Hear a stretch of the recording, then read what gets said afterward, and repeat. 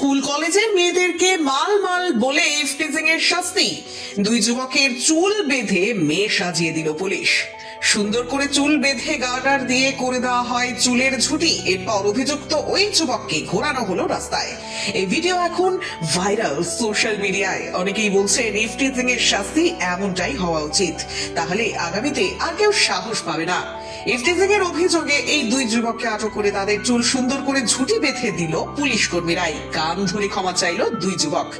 বেশ কয়েকদিন ধরে অভিযোগ আসছিল দুই যুবক ইফটিজিং করছে স্কুল কলেজের ছাত্রীদের। অভিযোগ আসার পর পুলিশ সাদা পোশাকে নজরদারি চালাচ্ছিল।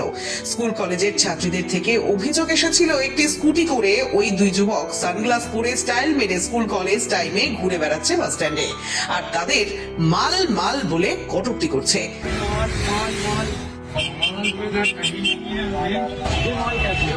বাস স্ট্যান্ডে এবং অটো স্ট্যান্ডে স্কুল কলেজের ছাত্রীদের দেখলে ইফটিজিং করছিল তারা। ছাত্রীরা প্রতিবাদ করতে ভয় পাচ্ছিল। এরই মধ্যে এক ছাত্রী নিজের নাম পরিচয় গোপন রেখে বিস্তারিত ঘটনা জানায় পুলিশকে। এরপর ফাঁদ পাতে পুলিশ। সাদা পোশাকের পুলিশ কর্মীরা স্কুল কলেজের টাইমে ঘুরে বেড়াচ্ছিল বাস স্ট্যান্ডে, অটো স্ট্যান্ডে। ব্যাস হাতে নাতে ধরা পড়লো দুই যুবক। এরপর তাদের ধরে নিয়ে আসা হয় থানায়। পুলিশ কর্মীরাই ওই দুই যুবককে চুল সুন্দর করে বেঁধে গার্ডার দিয়ে ঝুঁটি বেঁধে দেন। এরপর তাদের নিয়ে যাওয়া হয় বাস স্ট্যান্ডে, অটো স্ট্যান্ডে। লজ্জা দিতে এই অপারেশন চালায় পুলিশ। ইতিমধ্যে এই ভিডিও সংবাদ মাধ্যম শুট করে ফেলে। সংবাদ পরিবেশিত হয় বিভিন্ন চ্যানেলে, আর এই ভিডিও ভাইরাল হয়ে যায়। কান ধরে পুলিশ কর্মীদের কাছে ক্ষমা চেয়েছে ওই দুই যুবক। তারা বলেছে এই অন্যায় তারা আর কোনোদিনও করবে না।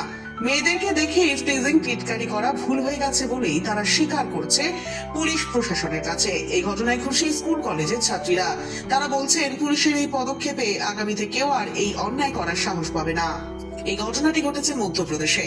মধ্যপ্রদেশের নরসিংহপুরের এই ঘটনা দৃষ্টান্ত হয়ে থাকলেও মেয়েদের বিরক্ত করার শাস্তি কি হতে পারে তা দেখিয়ে দিল মধ্যপ্রদেশ পুলিশ।